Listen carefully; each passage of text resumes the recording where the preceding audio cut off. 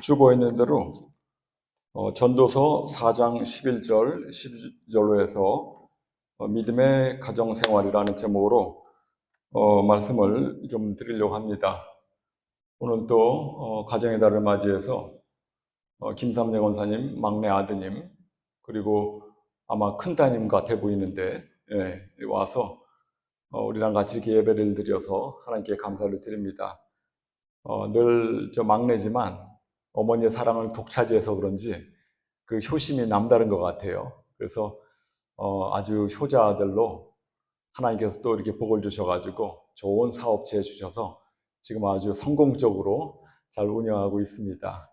뿐만이 아니라 믿음이 얼마나 좋아졌는지 늘 기도하고 말씀 읽으며 그렇게 이제 지내고 있는 걸로 알고 있어요. 제가 미국에 20살에 왔을 때 아마 충군 집사님이 그 당시 아마 한 16살 될 거예요, 아마. 그러다 보니까 뭐 형, 아우, 동생 막 이렇게 지내다가 지금까지도 그냥 뭐 야야 이렇게 지내는데 가만히 제가 앉아 따져보니까 충군 집사님 나이도 아마 한 50셋 된 것 같아요. 저보다 한 4살 아래 같은데 나이가 50이 둘 다 넘어서 아무튼 간에 여기 계신 분들 다들 70, 80, 90 되는데 다 이렇게 같이 늙어가는 그러한 참 처지가 되었습니다. 머지않아 언젠가 우리가 하나님 앞에 서게 될 터인데 부끄럽지 않은 그러한 신앙을 위해서 하루하루 말씀 읽으시면서 기도하시면서 숫자는 별로 없지만 나와서 하나님을 찬양하고 예배하는 이런 모든 것들이 하나님의 놀라운 그러한 복이라고 늘 생각하고 있습니다. 오늘은 제가 좀 여느 때와 달리 좀 일찍 왔어요. 한 8시에 왔는가 와가지고 이제 하나님 말씀 전할 것도 좀 생각도 좀 하고 기도를 좀 하고 있었는데 제 마음 가운데 갑자기 숲풀에 걸린 순양이 생각이 나는 거예요. 숲풀에 걸린 순양. 창세기 22장에 나와요. 22장 13절에. 나름대로 하나님 말씀을 전할 것은 오늘 믿음의 가정생활이라는 이 제목을 좀 더 생각하려고 했는데 기도하는 가운데 갑자기 숲풀에 걸린 순양이 생각이 나는 거예요.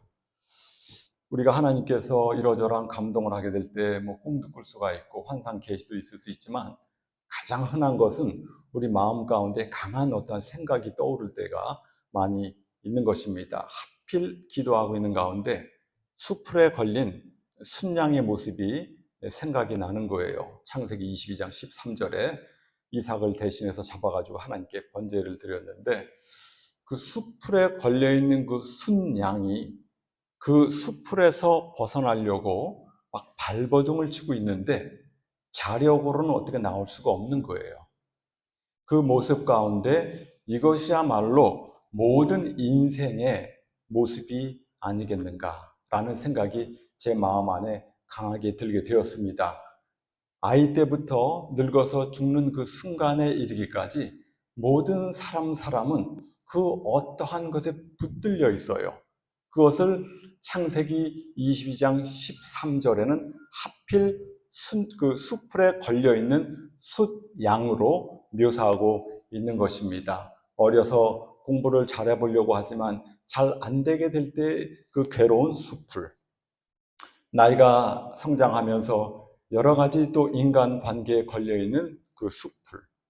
여기 나와 있는 모든 분들은 연세가 이제 많다 보니까 팔다리가 막 쑤셔가지고 아무리 약을 먹어도 이게 듣질 않는 거예요. 그러한 숲풀.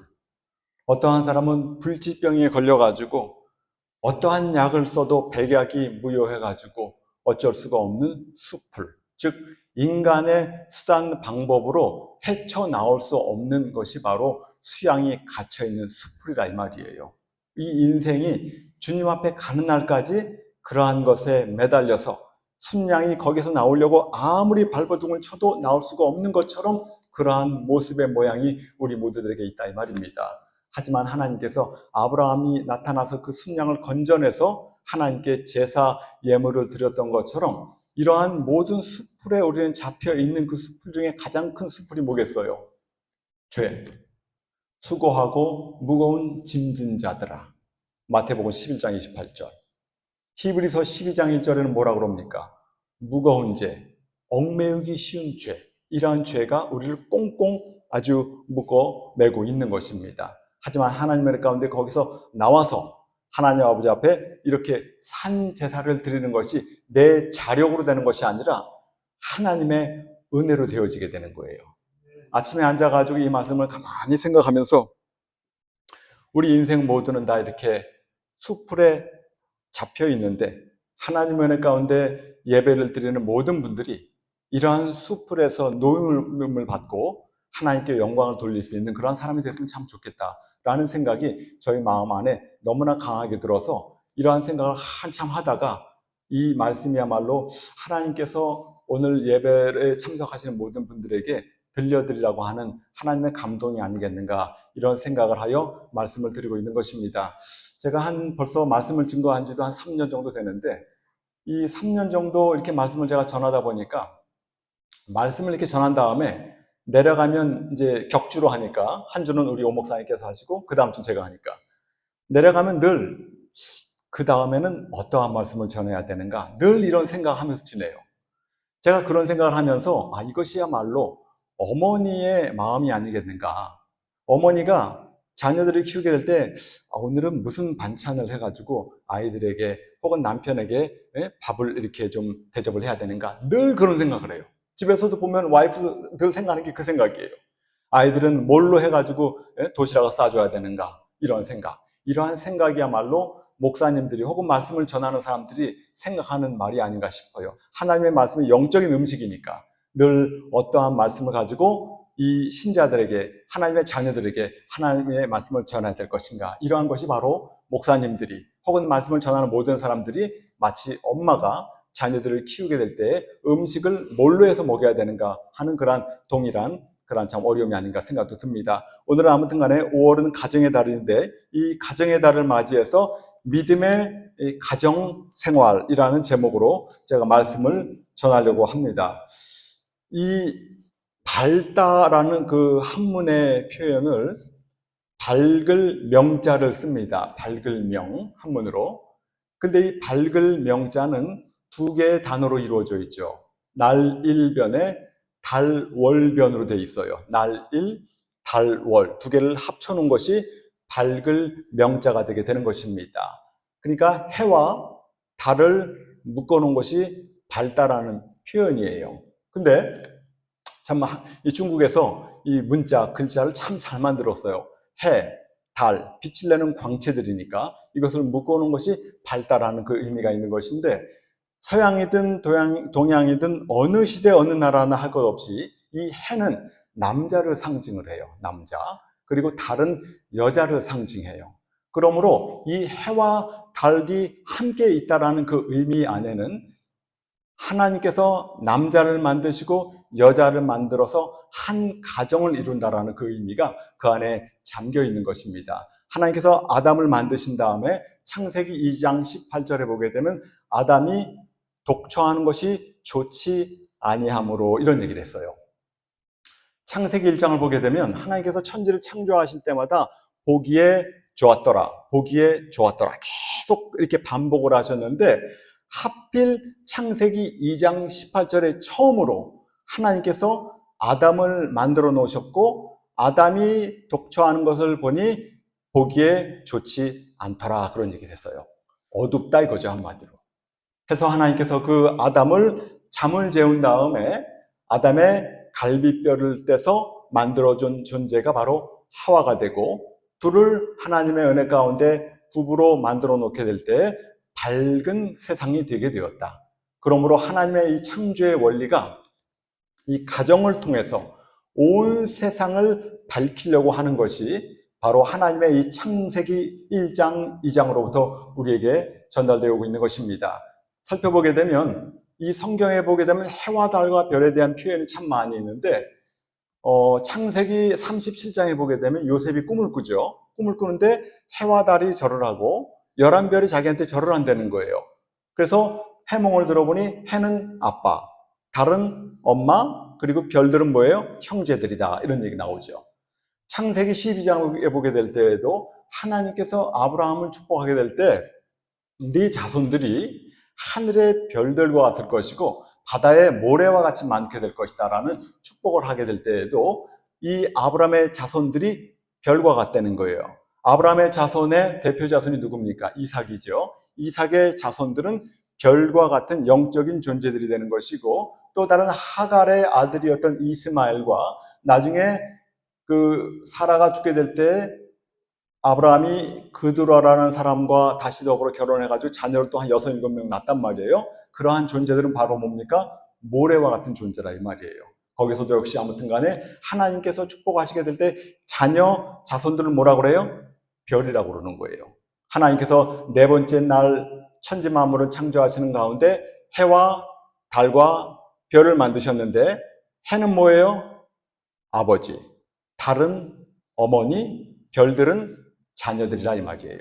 하나님께서 아담을 혼자 두게 될 때 좋아 보이지 않는 어두움이었지만 하나님의 은혜 가운데 그 배우자를 만들어서 가정을 이루어주게 될 때 비로소 밝은 세상이 되어진다는 것이 성경이 우리에게 알려주고 있는 것입니다. 뿐만이 아니라 마태복음 24장 같은 데 보게 되면, 24장 29절을 보게 되면 예수님께서 이제 언젠가 재림하시게 될 텐데, 환란 후, 예수님께서 오셨어요. 환란 후 즉시 해가 어두워지고 달이 빛을 내지 아니하고 하늘에는 별들이 땅으로 떨어진다는 거예요.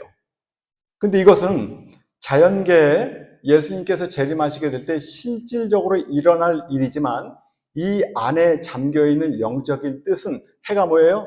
아버지, 달은 어머니라 했으니 아버지와 어머니의 권위가, 권세가 도덕적으로나 영적으로나 땅에 떨어져서 어두워진다는 거예요. 부부끼리 막 지지고 볶고 싸우고 막 이런 거죠. 그러다 보니 별들이 하늘에서 떨어지는 것처럼 자녀들이 올바른 성장을 하지 못하고 타락을 한다는 거예요. 가정적으로 보게 되면 그런 것이요, 해와 달은 또 좀 더 넓은 의미로 보게 되면 세상의 왕이라든가 세상의 대통령, 어떤 정치권에 있는 이런 높은 사람들을 말하는 것이요, 또 이 별들은 백성, 국민을 말하는 거예요.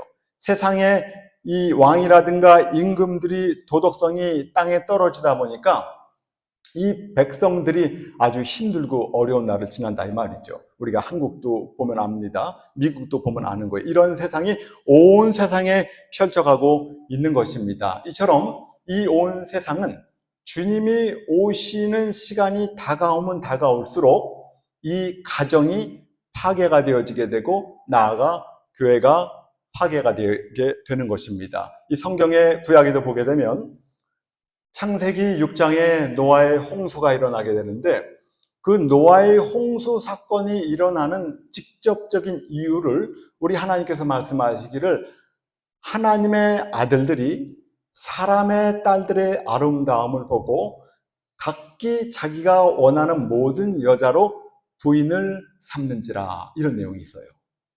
하나님께서 아담과 하와를 만들어서 한 남자 한 여자를 만들어서 가정을 이루어 밝게 살라고 하셨는데, 한 남자가 한 여자를 취하는 것이 아니라 수많은 여자를 부인으로 뒀다는 거예요. 그것이 바로 타락의 원동력이 됐다 이 말이죠. 그래서 그로 말미암아 타락이 점점 심해지다가 결국은 하나님께서 물로써 이 온 세상을 다 심판해버리고야 만 것입니다. 창세기 19장에도 한번 보세요. 소돔과 고모라, 아드마, 스보임 성이 왜 망했습니까? 동성애 때문에. 동성애자들은 이런 얘기하면 굉장히 싫어해요. 하지만 성경이 그렇게 말하고 있어요. 유다서에는 말합니다. 소돔과 고모라와 그 이웃 도시들도 저희와 같은 모양으로 간음을 행하며 다른 색을 따라가다가 불의 형벌을 받음으로 영원한 그 거울이 되었느니라, 이런 얘기를 하고 있단 말이에요.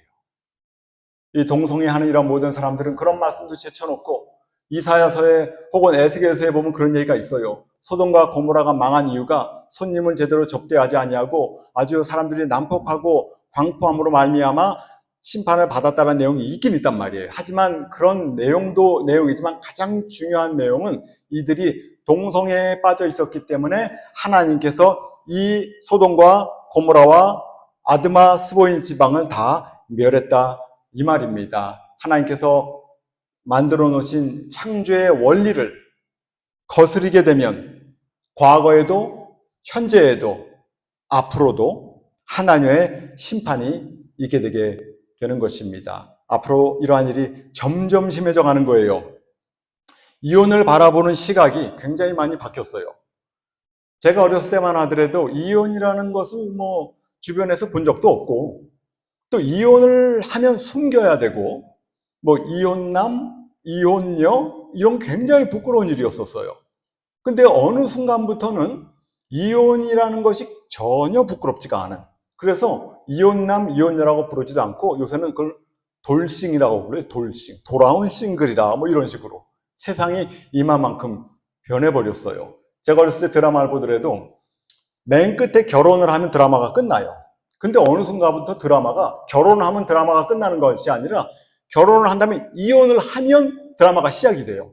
그래가지고 뭐 그 안에 일어나는 모든 일들, 현재 일어나는 사회의 형편이 그렇다 이 말이죠. 뿐만이 아니라 젊은 사람들이 이혼하는 걸 뛰어넘어서 요새는 황혼이혼이라고 그래가지고 나이가 뭐 60, 70, 80이 됐는데도 이혼해요. 왜 이혼하는가 했더니만 젊어서는 애 때문에 이혼하기 못하고 있다가 애들이 다 커가지고 이제 출가하고 나니까 그제서야 이혼을 하는 이러한 사람들도 많이 있고, 이혼이 번거로우니까 또 요새 나오는 그 어떤 용어 중에 하나가 졸혼이라는 얘기가 있어요. 졸혼 들어보셨나 모르겠어요. 졸혼, 혼인을 졸업을 한답니다. 그래가지고 그냥 뭐 혼인이고 뭐고 다 졸업했으니까 이제 같이 안 산다는 거예요. 이러한 것이 법안으로 어떤 뭡니까? 그 결혼 증명서, 결혼 라이센스라는 것도 있어요. 이게 법안으로 상정이 됐지만 법으로까지는 되어지지 않았는데, 멕시코라든가 미국에서도 그런 일이 있었어요. 결혼을 하게 되면 결혼 라이센스가 있는데 5년 정도 내지 7년 정도 있으면 이게 익스파이어가 돼버려요. 그래서 다시 갱신하지 않으냐면 저절로 이혼이 되어지게 된다는, 이러한 것이 법안으로 올라온 바도 있는 것입니다. 이처럼 이 온 세상은 가족제도, 어떤 가정생활, 이러한 모든 것들이 뿌리채 흔들리고 있는 거예요. 뿐만이 아니라 더 한 걸음 나아가, 아까 얘기했죠? 소돔 고모라. 동성애 간에 결혼을 해가지고 산다라는 이런 내용이 온 세상에 가득할 뿐만이 아니라 이것을 정부에서 오히려 인정을 해줘가지고 이 동성애에 대해서 뭐라고 하게 되면 차별금지법을 위배했다고 해가지고 감옥 가는 거예요. 저희야 교회가 교인 몇 명 없어가지고 이런 얘기를 한다고 하지만 교인 수천 명, 수만 명 모였는데 이 얘기 잘못했다면 큰일 납니다. 당장 아주 뭐 고소, 고발 들어온다고 난리가 나는 거예요. 이 온 세상이 뭐에 바로 이러한 세상으로 점점 가고 있는 것입니다. 가정생활을 아예 그냥 다 무시해버리고 그저 업적, 자기가 이 세상에서 출세, 영달 이런 거에만 아이들을 갖다가 치중하고 본인도 그렇게 살아가고 있는, 창세기 4장 읽어보게 되면 가인의 자손들은 이런 업적주의를 지향하면서 살아가고 있고, 창세기 5장에 보게 되면 셈의 자손들은 이 가정생활에 충실을 해서 뭐 누가 몇 살에 자녀를 낳고 몇 살에 죽었다 이런 내용이 계속적으로 반복되고 있는 것인데, 그것이 무시할 것이 아니라 하나님의 은혜 가운데 올바른 가정생활의 그 패턴을 창세기 5장이 우리 가운데 보여주고 있는 것입니다. 오늘 본문을 제가 잠깐 살펴보게 되면 전도서 4장 11절 12절에 보게 되면 11절에 두 사람이 함께 누우면 따뜻하거니와 한 사람이면 어찌 따뜻하랴. 한 사람이면 패하겠거니와 두 사람이면 능히 당하나니 삼겹줄은 쉽게 끊어지지 아니하느니라. 오늘의 이 본문 말씀인데, 이 본문을 세 가지 정도로 해석해 볼 수 있어요. 첫 번째 것은 교회적인 해석을 둘 수 있는데, 마태복음 18장 20절에 보게 되면 두세 사람이 내 이름으로 모인 그곳에 뭐라고 그럽니까? 주님께서 함께 하신다고 그랬죠. 여기서 한 사람이면 패하겠지만 두 사람이 나아가 삼겹줄 내는 세 사람이 있게 되는 이 곳에 주님께서 함께 하신다는 의미가 있는 것입니다. 함께 한다는 것. 아무리 수가 많아도 싸우고 하나가 되지 못하는 그곳에는 주님께서 안 계시지만, 두 명 내지 세 명만 있는 것 같아도 한 마음이 된 그곳에 바로 주님께서 함께 계시는 것이고, 그것이 바로 참된 교회라 이 말입니다. 그리고 한 가지는 이 두 사람이면 능히 당한다는 이 두 사람 가운데 삼겹줄, 세 번째 줄을 바로 성령 하나님으로 보는 거예요. 우리 두 사람이 모여있게 될 때, 한마음 한뜻이 있게 될 때 성령께서 함께 하심으로 말미암아 그 단체가, 그 모든 것들이 하나님의 뜻을 이루어 나가게 되는 그러한 것이 되는 것입니다. 뿐만이 아니라 오늘 이 가정생활을, 믿음의 가정생활에 대해서 이 문장을 빗대본다면 이 가정생활은 바로 뭐예요? 두 사람은 남편과 부인이죠. 그러면 삼겹줄 되는 세 번째 줄은 뭡니까? 자녀. 이런 얘기 많이 해요. 부부간에 이혼하려고 해도 애를 낳고 나면 그 애 때문에 이혼을 못 한다는 거예요. 그러므로 이 삼겹줄은 쉽게 끊어지지 않는 것처럼 가정에서도 부부가 결혼을 하여 아이를 낳게 되어지게 될 때 사탄마귀가 아무리 끊으려고 해도 끊을 수 없는 것이 바로 이 삼겹줄 되어지게 되는 가정이라 이 말입니다. 우리가 이 하나님의 말씀을 이 전도서를 통해서도 생각해 볼 수 있는 것이고, 이 하나님께서 인간 세상에서 만드신 것이 두 가지가 있어요. 하나님께서 친히 세우신 신성한 제도가 두 가지가 있는데, 하나가 뭐예요? 가정. 그리고 두 번째가 교회. 가정은 구약, 즉 창조 시대 때 세우신 제도고, 이 교회는 신약 시대, 즉 복음 시대 때 세우신 제도가 되게 되는 것입니다. 그런데 이 가정과 교회는 굉장히 유사한, 비슷한 점이 많이 있어요. 한번 생각해 보세요. 가정에 대해서 한번 생각해 봅니다. 하나님께서 이 천지 만물을 창조하시게 될 때 해와 달, 별, 혹은 짐승도 암컷, 수컷 이런 것들은 한 번에 만들어 버렸어요. 뭐 해를 만든 다음에 뭐 좀 있다가 보니까 뭔가 좀 어색해 보여가지고 좀 부족해 보여가지고 그 다음에 달을 만들고 그 다음에 별을 만들고 한 것이 아니라 네 번째 날 한 번에 해와 달과 별을 만들어 버렸어요. 다섯 번째 날에는 공중에 나는 새와 물고기를 만들게 될 때에도 암수를 하나님께서 한 번에 만들어 놨어요. 그리고 여섯 번째 날에 사람 만들기 직전에 짐승을 만들었는데 짐승을 만들 때에도 암수를 한 번에 만들어 놨어요. 수컷을 만들어 놓은 다음에 수컷만 있으니까 좀 쓸쓸해 보이는구나, 암컷을 하나 만들어야 되겠다 해서 만든 게 아니라 하나님께서 이 동물까지는 만들게 될 때 한 번에 만들어 놨어요. 근데 하필 인간을 만들게 될 때에는 아담을 만든 다음에 하나님께서 보시니까 독처하는 것이 좋지 아니하므로 아담을 깊이 잠들게 한 다음에 그의 옆구리에서 갈비뼈를 빼어내가지고 하와를 만들어 줬어요. 그 왜 이렇게 했을까? 궁금하지 않아요? 이런 생각 해보셨는가 모르겠어요. 아마 이런 생각 해본 사람도 없을 것 같아요. 궁금해서 생각을 해야 답이 있는데 궁금하지 않은 거예요. 성경 읽으면서. 제가 이거 생각을 해봤어요. 왜?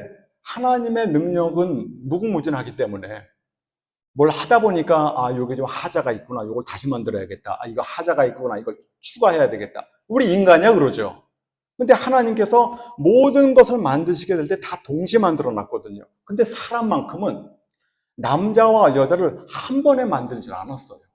이거 왜 그럴까?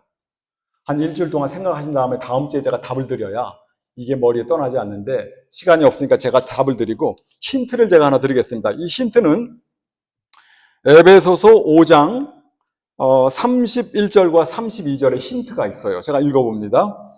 에베소서 5장 31절에 보게 되면, 이러므로 사람이 부모를 떠나 그 아내와 합하여 그들이 한 육체가 될지니 이 비밀이 크도다. 내가 그리스도와 교회에 대하여 말하노라. 이게 힌트예요. 하나님께서 아담과 하와를 만들어 놓고 남자와 여자를 만들어 놨는데, 부부를 이렇게 결합시켜 놨는데, 이것이 비밀이래요. 무슨 비밀이냐? 부부간의 관계, 남편과 아내의 관계는 거기에 머물러 있는 것이 아니라 그 안에 그리스도와 교회에 대한 비밀이 잠겨 있다는 거예요. 이것이 바로 힌트예요. 아담과 하와를 동시에 만들지 않은 이유가, 이 말씀을 보게 되면 예수님께서 이 땅에 오신 다음에 교회가 바로 생겼나요? 바로 안 생겼죠. 예수님께서 이 땅에 오신 다음에 3년 반이 지나 십자가에 달려 죽으실 그때 뭐가 돼요? 교회가 생긴 거예요.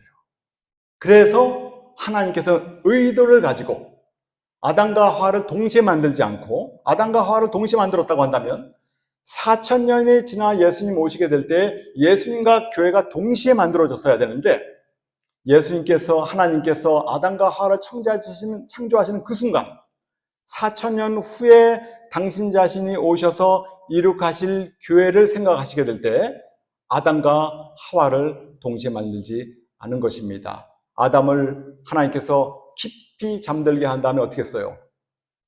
옆구리에 있는 갈비뼈를 빼가지고 만들었대요. 그래가지고 사람들은 말해요. 뭐 어떻게 옆구리에 있는 갈비뼈를 만들었을까?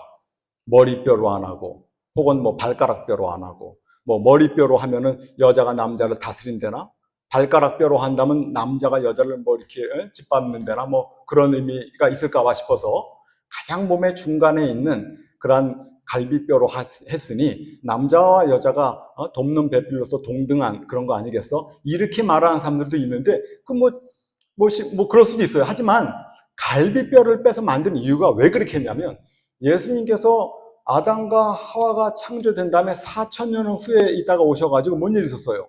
십자가에 달려 죽으셨단 말이에요. 십자가에 달려 죽으신 게 바로 뭐예요? 아담과 하와가 아담이 깊이 잠든 거예요. 예수님께서 십자가에 달려 돌아가시게 될 때 뭔 일이 있었어요?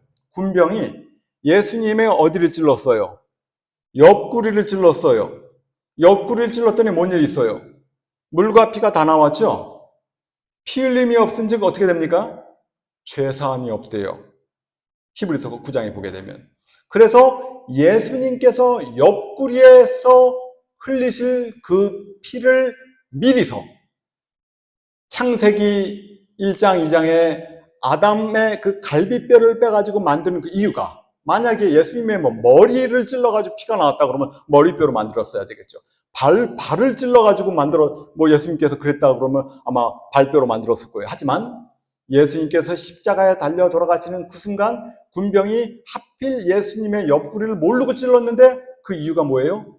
아담의 옆구리에서 하와를 만들었기 때문에 그 말씀을 이루기 위해서 예수님께서 십자가에 달려 돌아가시게 될 때 그러한 일이 발생하게 된 것입니다. 예수님께서 달려 돌아가시는 순간 옆구리에서 피가 나왔단 말이에요. 그 피가 흘리게 되게 될 때 어떻게 됩니까? 죄 용서함을 받는 거예요. 교회라고 하면 이 교회 건물을 갖고 얘기하는 게 아니에요. 하나님의 교회, 고린도전서 1장에 보게 되면 하나님의 교회, 즉 그리스도 예수 안에서 거룩하여지고 성도라 부르심을 입은 자들, 곧 그리고 각 처에서 예수 그리스도의 이름을 부르는 자들이 바로 뭐예요? 교회인 거예요. 그러니까 여러분 하나하나가 교회예요. 근데 이 교회를 어떻게 만들었어요? 예수님께서 십자가에서 죽으시게 될 때 옆구리에서 피를 흘려서 우리의 죄를 다 용서해 주심으로 말미암아 우리가 예수님의 부인이 되게 된 것입니다. 그래서 여기 말하는 대로 그러므로 이 비밀이 크로다. 내가 그리스도와 교회에 대해서 말한다는 거예요. 남편 부인에 대해서 얘기하는 게 아니라 그리스도와 교회에 대해서 말한다고 하는 거예요. 그러므로 사람이 부모로 떠나 그 아내와 합한다는 이 말씀조차도 우리 인간 세상에서 내가 엄마 아빠 떠나가지고 부인하고 결혼하는 그것도 있지만 우리 예수님께서 성부 하나님을 떠나 우리 예수님께서 어머니 격되는 성령 하나님을 떠나 우리 인간과 결합하는 것이 바로 뭐예요? 비밀이라 이 말이에요. 그러므로 하나님께서 세우신 수많은 어떤 제도가 있고 모든 것이 있지만 구약에 가장 중요한 게 무엇인가? 가정. 신약에서 가장 중요한 게 무엇인가? 바로 교회라 이 말입니다. 그래서 이 하나님께서 이 교회를 통해서 하나님의 역사를 이루어 나가는 거예요. 부부가 결혼해가지고 자녀를 낳는 것처럼 하나님의 백성들이 교회에 모여서 하나님의 신랑 되고 우리가 신부가 되어지게 될 때 전도를 통해서 자녀가 나타나는 새로운 교인이 들어오게 되는 이러한 일이 교회마다 있게 되게 되는 것입니다. 남편과 다시 한번 말씀드립니다. 남편과 아내가 결혼하여 자녀를 낳듯이 교회에서는 또 다른 영적 자녀를 출산하게 되게 되는 것입니다. 그러므로 가정을 지키는 것 그리고 교회를 지키는 것 이것은 하나님의 말씀을 지키는 거예요. 아무리 내가 유명해도 가정을 못 지키면 하나님 보시기에 뭐예요? 빵점. 그 세상에서 아주 큰 부자들 말입니다. 일론 머스크 1등 부자죠. 이혼했어요. 빌 게이츠 이혼했어요. 그 스탁으로 돈 많이 버서 워런 버핏 이혼했어요. 아마존 알죠? 아마존 사장 베조스 얼마 전에 이혼한 다음에 다시 새 장가 갔죠. 한국의 가장 큰 부자 하면 누굽니까? 삼성 이재용인가? 거기 이혼하고 세상에서는 그 다들 부러워하고 세상에서는 잘 나가는 사람 같고 세상에서는 이 사람들이 만들어 놓은 모든 것을 쓰느라고 우리가 대단하고 생각하고 있지만 하나님 보시기엔 뭐예요? 빵점. 우리가 아무것도 아닌 것 같아도 내 가정에 충실하고 교회에 충실한 이러한 모든 것들은 바로 뭡니까? 하나님께서 보시기에 100점짜리예요. 여기 있는 모든 분들이 다 100점이에요. 그런 의미에서. 세상 말로도 그러죠. 수신제가 치국 평천하. 내 자신을 다스리고 수신, 제가 가정을 다스리고 치국, 나라를 다스리고 그래야 평천하가 오는 거예요. 내 자신 하나 다스리지 못하고 내 가정 하나 다스리지 못하고 무슨 나란 일을, 무슨 세계 일을 논한단 말입니까? 아무리 그런 것이 잘 된다 하더라도 이런 건 아무것도 아닌 사상 누각에 불과한 것을 아셔야 되는 것입니다. 우리는 하나님 아버지 앞에 어떻게 해야 돼요? 가정을 지켜야 돼요. 하나님 아버지 앞에 어떻게 해야 돼요? 교회를 지켜야 돼요. 근데 이게 마음대로 지켜집니까? 가정 하나 지키는 것도 쉬운 일이 아니에요. 그래서 이 가정을 지키려면 어떻게 해야 됩니까? 성령이 충만해야 돼요. 에베소서 5장을 제가 봅니다. 5장에 보게 되면 우리가 잘 아는 내용이에요. 5장에 18절에 술 취하지 말아라. 이는 방탕한 것이니 그 다음에 성령의 충만을 받으래요. 그러고 시와 찬미와 신령한 노래들로 서로 화답하며 너희 마음으로 주께 노래하며 찬송하며 범사에 우리 주 예수의 이름으로 항상 아버지 하나님께 감사하래요. 성령 충만하게 되니까 항상 기뻐해서 시와 찬미와 신령한 노래를 부르게 돼요. 그리고 범사에 주님의 이름으로 한다는 것은 바로 기도를 말하는 것이고 항상 아버지께 어떻게 돼요? 그러니까 감사하게 된다는 거예요. 이 똑같은 내용이 그 데살로니가전서 5장 16절 이하에 나와 있는 거예요. 항상 기뻐하라, 쉬지 말고 기도하라, 범사에 감사하라. 이 내용을 또 빌립보서에 사도 바울이 빌립보서 4장 14절 이하에도 보게 되면 항상 기뻐하라, 내가 다시 말하노니 기뻐하라, 너희 관용을 모든 사람에게 알게 하라, 주께서 가까우신지라 말씀하신 다음에 아무것도 염려하지 말고 기뻐하라는 거예요. 아무것도 염려하지 말고 오직 모든 일에 기도와 간구로 감사함으로 하나님께 아뢰는 거예요. 감사. 여기서 기쁨, 기도, 감사 이 세 가지는 항상 붙어 다녀요.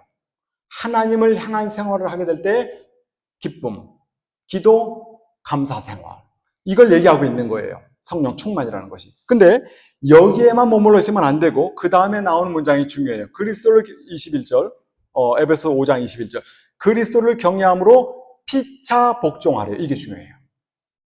하나님을 잘 섬기고 해서 기뻐하고 기도하고 감사하는 것 교회에 나와서 할렐루야 아멘하고 통성기도 하고 난리치면서 하나님 혼자 잘 믿는 것 같은데 집에 돌아가게 되면은 사회에서 아주 형편없는 이런 사람들 많아요. 이러면 안 되는 거예요. 하나님을 향해서 그런 것도 있어야 되지만 인간 관계에 있어서 피차간에 복종하라는 거예요. 그러고 나오는 그 문장이 5장 22절부터 해서 쭉 나오기를 아내와 남편에 대한 관계, 부모와 자녀에 대한 관계, 종과 상전에 대한 관계가 나오는 거예요. 이런 관계를 보여주는 거예요. 하나님의 사람이라고 한다면 하나님의 아버지 앞에서 찬송을 하고 감사를 하고 기쁨 생활하는 거 참 좋다마는 이 세상 안에서 가정생활 또 이 가정생활 안에서도 부모 자녀 관계된 생활 나아가 직장생활 여기에서 욕을 먹는다고 한다면 이것은 바로 반만 제대로 된 거예요. 반만 제대로 됐던 건 제대로 안 됐다는 얘기죠. 그래서 이 인간 관계에 있어서 서로 복종에 있어서 아내들이요 남편에게 복종하고 남편은 아내를 사랑하라는 거예요. 하나님께서 남편이 되신 우리 예수님께서 우리를 사랑한다고 하시게 될 때 말로만 사랑한 게 아니에요. 예수님께서 우리를 사랑하시는 그 사랑이 어디에 나타났어요? 십자가에 달려서 죽어준 거예요. 말과 혀로만 사랑하지 말아라. 행함과 진실함으로 하길 바란다. 요한일서 1장 3장 18절에 나와 있습니다. 말과 혀로만 말고 행함과 진실함으로 하나님께서 우리를 사랑할 때 내가 너희들 사랑한다 이게 아니라 당신 자신이 십자가에 달려 죽어주심으로 그 사랑을 우리에게 보여줬다는 거예요. 남편 대신 예수님께서 신부 대신 우리를 위해서 죽어준 것처럼 신랑 되는 남편들아 너희 부인을 위해서 하다못해 설거지라도 해라 이거예요. 한마디로 말로만 하지 말고 집에서 집안일 부인 이런 말 하면서 저도 아무튼 간에 가끔가다 합니다. 매일마다는 안 하는데 합니다. 이렇게 말로만 하지 말고 이렇게 행동으로 하라 이거예요. 우리 예수님처럼. 그러하게 될 때 부인이 아주 진실된 마음으로 남편에게 순종할 마음이 있지 않겠어요? 남편은 지도리는 안 하고 이 성경을 들이면서 부인한테는 야, 내 말에 복종해. 이러면 복종할 부인이 세상 천지 어디 있습니까? 말이 안 되는 소리죠. 나아가 자녀들 관계에서도 그래요. 자녀들 너희 부모를 주 안에서 순종하래요. 그리고 부모들은 자녀한테 뭐라 그래요? 자녀들 노엽게 하지 말래요. 이거 어려워요. 우리 여기 충군 집사님도 와 계신데 그 티네이저라고 그러죠. 티네이저. 12까지는 애들이 괜찮은데 13이 들어가는 13살부터 애들 눈에서 레이저가 나와. 레이저가. 아주 그냥 불만불평이 가득 차 있어. 13부터 13살부터 아주 신기해. 12살까지는 괜찮은데 13이 되는 순간 눈에서 광선이 나오고 엄마 아빠 말 잘 안 들어요. 그래서 13, 14, 15, 16, 17, 뭐 18, 19, 뭐 요물이 왜 그래요. 그래서 20살 정도 되면 이제 애들이 제정신이 돌아오는 것 같습니다. 그런데 아이들을 화나게 하지 말아라. 그냥 아버지, 어머니 그냥 막 눌러가지고 어렸을 때는 내가 막 강압하면은 애들이 엄마 아빠 무서워서 들어요. 근데 13살 넘어가잖아요. 내가 막 이렇게 안 들어요. 뭔가 애들이 논리적으로 얘기를 해주면 듣는데 엄마 아빠가 그냥 논리도 없이 그냥 엄마 아빠 말이니까 무조건 들어 그러면 애들 안 들어요. 오히려 그냥 반항을 한다 이 말이에요. 이렇게 하나님의 말씀이 우리에게 알려주고 있는 것입니다. 자, 그러면 시간이 갔으므로 이렇게 우리는 생활하기 원하는데 문제가 하나 있어요. 성령 충만하게 되면 부부간의 관계에 있어서도 부인이 순종을 하고 남편도 자기 아내를 자기 몸처럼 사랑해주고 하는데, 그리고 자녀들 간의 관계도 좋은데 이게 생각처럼 잘 되질 않아요. 그래서 결론 부분으로 나오는 것이 6장 10절 에베소서에 정말로 너희가 주 안에서 그 힘의 능력으로 강건하여지고 마귀의 괴계를 능히 대적하기 위하여, 여기서 이 문장이 나오는 거예요. 마귀의 괴계는 뭡니까? 하나님과 우리를 멀어지게 하고 인간 간의 관계가 다 어긋나게 만드는 것이 바로 마귀의 괴계예요. 그래서 이 마귀의 괴계를 능히 대적하고 하나님의 뜻 안에서 성령 충만하여 부부간에, 부모 자식 간에, 사회에서 인정받는 하나님의 자녀로 생활하려고 한다면 갖춰야 될 것이 바로 하나님의 전신갑주를 말하는 거예요. 하나님의 전신갑주가 총 6가지로 이루어져 있고 마지막은 7째는 기도예요. 6가지.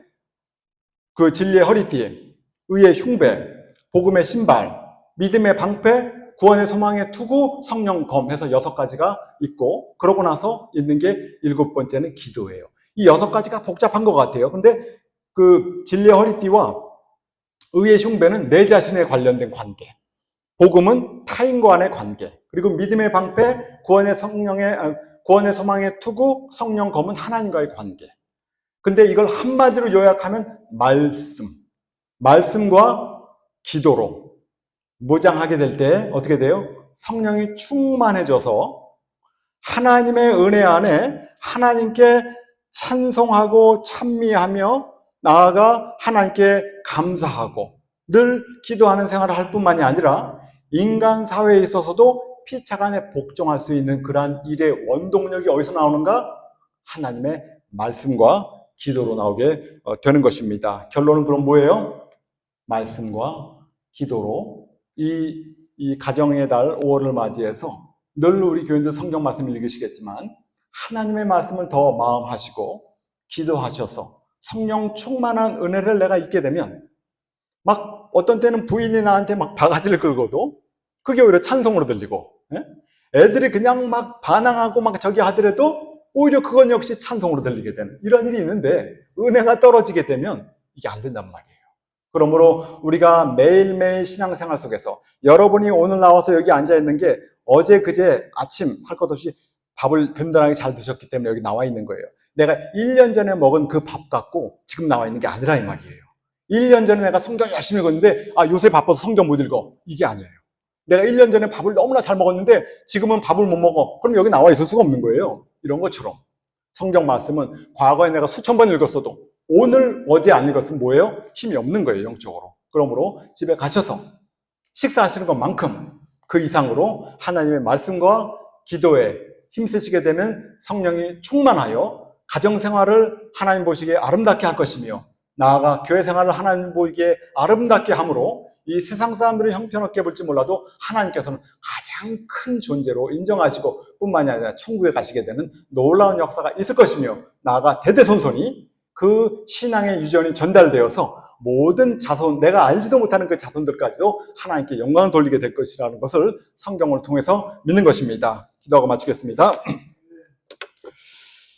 하나님의 은혜 가운데 가정의 달을 맞이해서 하나님 말씀을 전했습니다. 우리가 하나님 말씀을 아무리 잘 읽고 알아도 우리 재주로 할 수 없사오니, 하나님 말씀을 읽고 또 기도하게 될 때 성령의 놀라운 역사가 우리 가운데 일어남으로 말미암아 내 힘 내 재주로 할 수 없지만 성령의 도우심 가운데 모든 것을 다 할 수 있도록 인도하여 주시옵소서. 이 모든 말씀 예수님의 이름으로 기도하옵나이다. 아멘.